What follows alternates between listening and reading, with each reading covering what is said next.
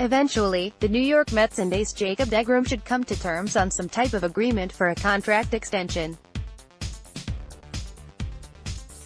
They can't possibly let this carry over into the regular season, can they?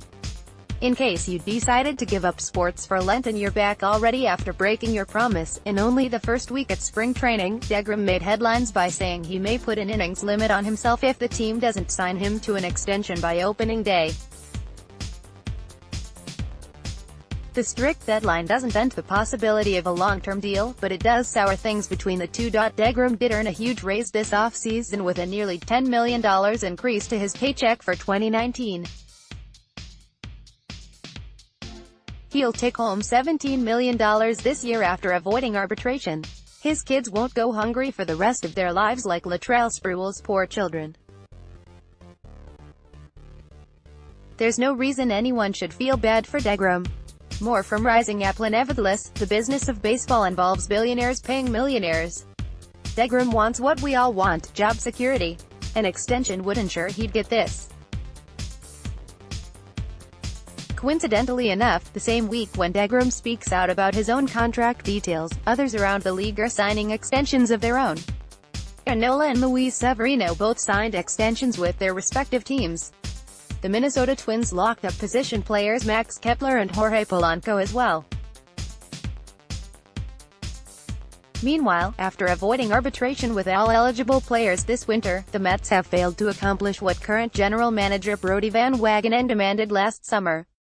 Back when he represented deGrom as his agent, BVW demanded the Mets extend it or trade his client. Neither action occurred and now things are getting messy. At 30 years old, deGrom's case is different from others who signed long deals last week. He's older and closer to free agency. I understand the arguments that say they shouldn't extend him. The right time to extend deGrom would have been after the 2017 season. He showed he was healthy again and managed to turn in a fourth productive campaign. Had the Mets spent the money to extend deGrom then, they would have a huge bargain in the number one spot of their rotation. He was a Cy Young contender then. Now, he's a winner and favorite for the award. The Mets can't take back this mistake and because of it, they're now in a standoff with their number one starter. Things feel worse than they actually are. At this moment, I'm sure every team has at least one player unhappy with his salary and an organization unwilling to do anything about it. All of the circumstances about this is odd and so, for lack of better phrase, Mets like Van Wagenen was the man who got this started at the 2018 All-Star Game and now he's the one on the other side denying deGrom the deal. We know the owners ultimately decide who gets the man, but it's still amazing to see how Van Wagenen can backpedal on something he said only a few months ago.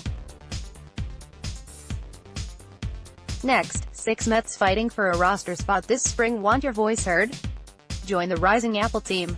Write for us. This isn't the last time we may see a situation like this with the Mets.